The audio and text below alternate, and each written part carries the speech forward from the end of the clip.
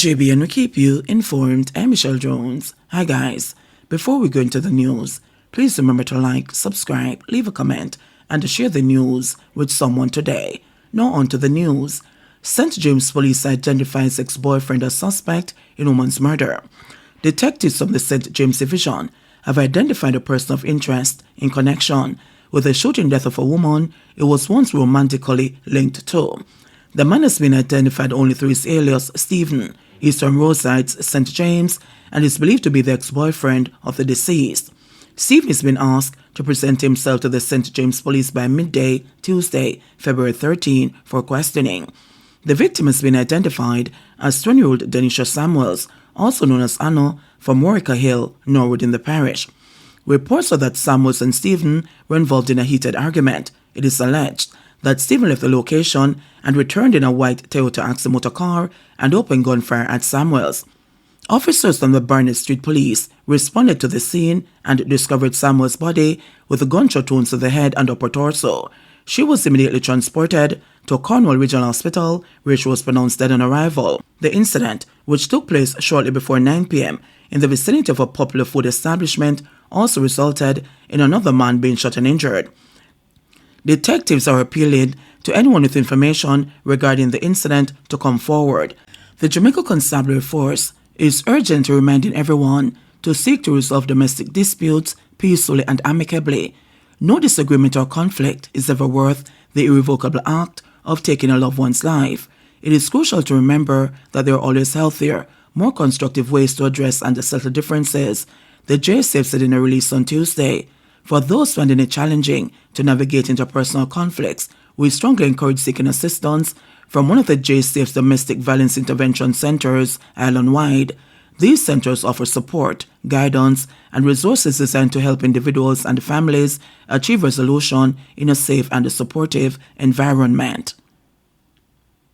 Businessman shot during attempted robbery at Oakland Apartments. A businessman was reportedly shot and injured on Tuesday morning during an attempted robbery at Oakland Apartments on Constant Spring Road in Kingston. Reports are that about 8:45 a.m., men traveling in a Toyota Probox motor car entered the apartment complex. It is alleged that one of the men alighted from the car and entered the building in which the now injured man lives. Shortly after, gunshots were heard.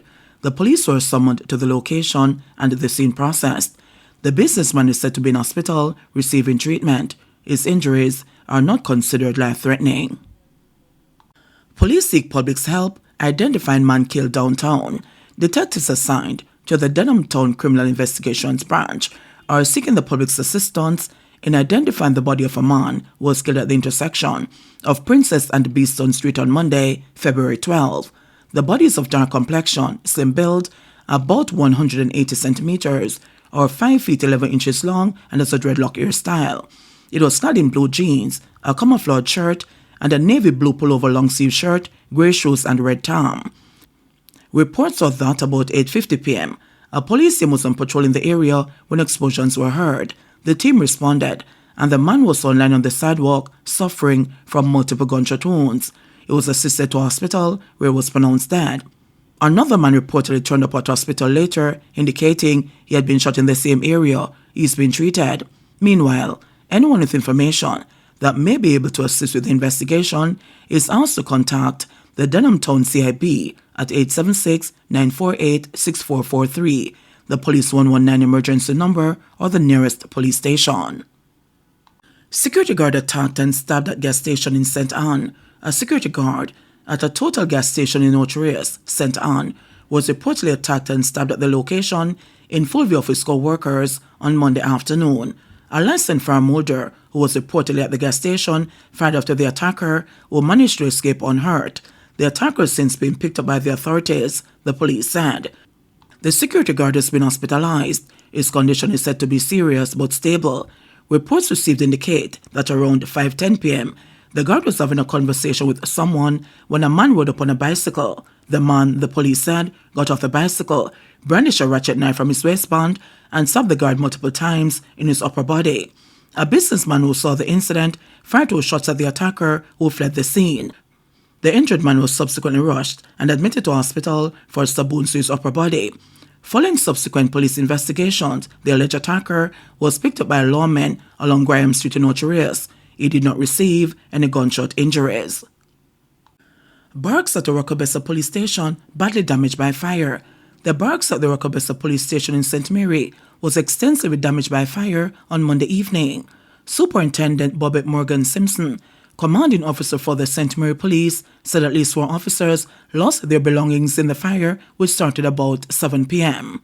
There has been considerable damage done to the building. The fire started in the front section of the building and then spread to the rear. Members have been affected. One member in particular lost all his belongings that he had in the space, and there are others who have also lost belongings. So we're really not sure what the cause of the fire is.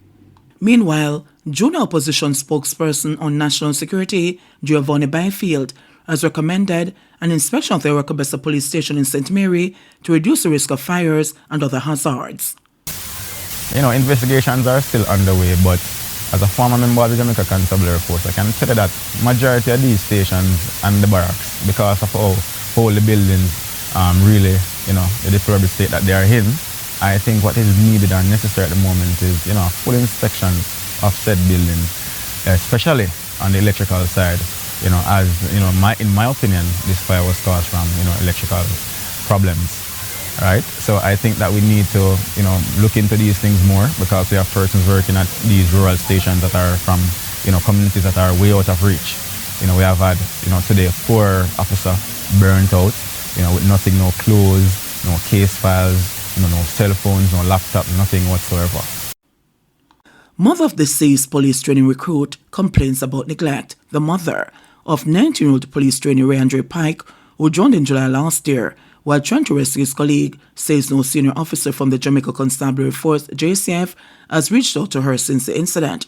All I get is spear run around when I try to find out from the JCF what financial benefits and entitlements are owing to my son, Evelyn Taylor said amid tears. Pike is reported to have drowned in July last year as he attempted to assist a colleague who got into difficulty while swimming at the JCF's Tranquility Bay training facility at Treasure Beach in St. Elizabeth. Pike, who is from Linstead, St. Catherine, was part of Batch 150, which started their training with the JCF in March 2023.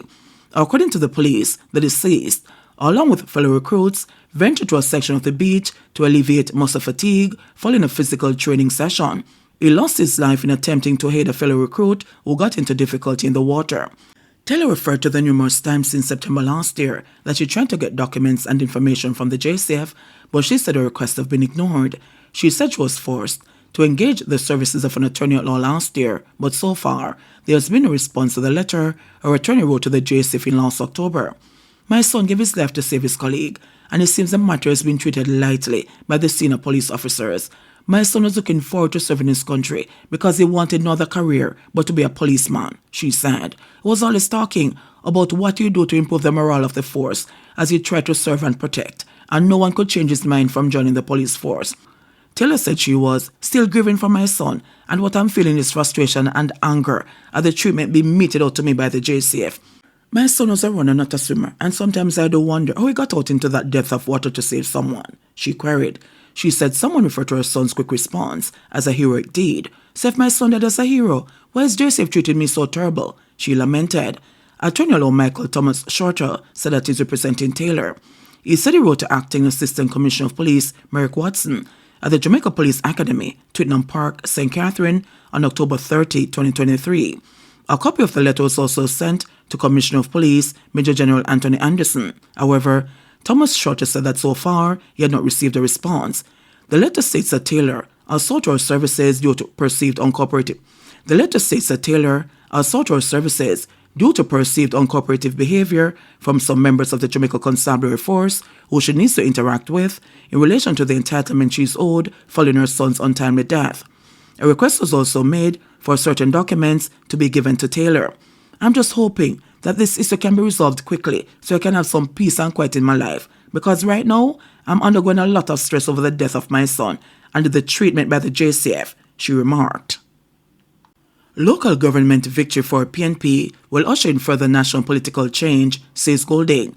President of the People's National Party, Mark Golding, says the upcoming local government election will be the beginning of change in Jamaica's political leadership at all levels. Addressing a massive crowd of supporters at a campaign meeting in Black River, St. Elizabeth Monday night, Golding, who is facing his first local government election as leader of the PNP, says the February 26 local government election will end the Jamaica Labour Party's control in municipalities. This election is a vital election for your party and for this country.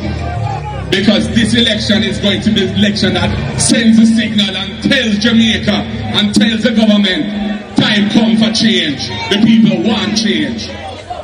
When we get the victory on the 26th, and we get more councils than we have now, and we're stepping up, the momentum that we will have will be irresistible, will be irreversible, and will be pushing us forward into the general election with the wind in our sails. And comrades, I look forward to a PNP government that can address the real issues affecting the Jamaican people.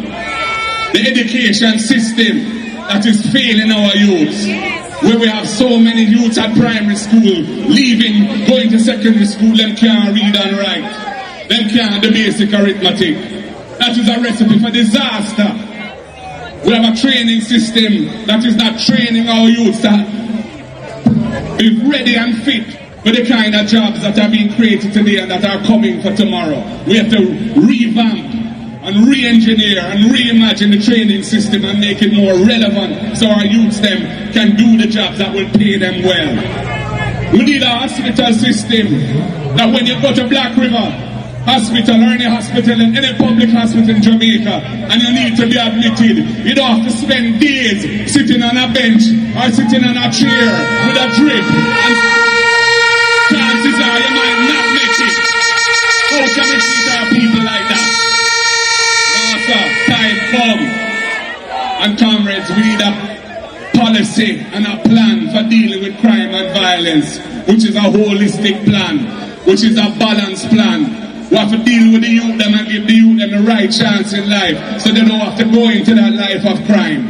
And we have to empower the police force. We have to look after the police officers. We have to give them the tools they need, the transportation they need, and the laws they need so they can be effective in tackling crime. So it has to be a balanced thing. 4 men freed of Portmore vehicle robbery. 4 men who were held with a stolen car were freed of robbery charges on Monday in the St. Catherine Parish Court because the vehicle's owner failed to participate in the case. The prosecution offered no evidence, resulting in the freeing of Richard Beckford, Nikon Angus, Tanisa Palmer, and Joel Sanders, all of corporate area addresses. Their lawyers argued that given the absence of the complainant, it would be a miscarriage of justice to continue with the case. It further submitted that the complainant has never attended court.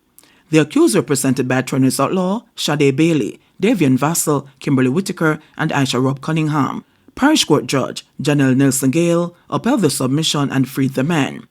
Allegations before the court were that about 6:05 a.m. on October 12, 2022, the complainant was robbed of her Honda-Fit motor car in Brayton, Portmore, St. Catherine. A report was made to the Portmore police and an investigation was launched. The vehicle was intercepted in the 3 miles area of the corporate area and the 4 were held.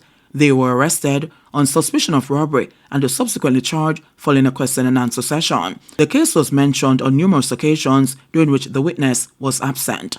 JBN will keep you informed. Please remember to subscribe, like, share, leave us a comment, and click the notification bell to receive our daily news items.